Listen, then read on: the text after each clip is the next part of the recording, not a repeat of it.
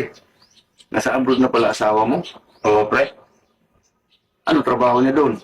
Midwife. Ah, yung nagpapaanak. Katulong. Ano nangyari yun? Ano yung English ng katulong? Mid. Yung asawa ko. Wife. Baby midwife. Galing. Alam mo yung mahal na mahal mo siya. Kaya lang, nalak siya sa iba.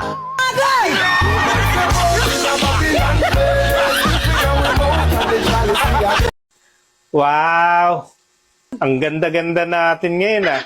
Sa ngayong araw na to, pang-sampu ka na nagsabi niyan. O yun naman pala eh. Bakit ka malungkot? At asa na yung siyam na pumuri sa'yo? Pinatigok ko na. Eh bakit? Sinungaling eh. Kasi kung maganda ako, dapat maraming nanligaw sa akin. Pero walang nanligaw kahit na isa eh. Pinuri mo rin ako, di ba? Ay hindi ah. Hindi ako kasali dyan. Dadamay mo pa ako. Miss, anong importante sa'yo? Pera o jowa? Siyempre pera. Okay. Para saan nga ba yan, sir? Sorry lang kung sino yung mga mukhang pera.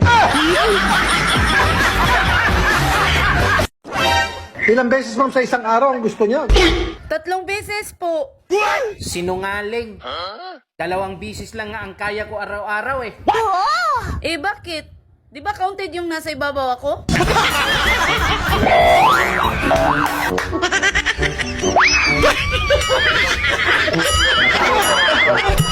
Ayoko!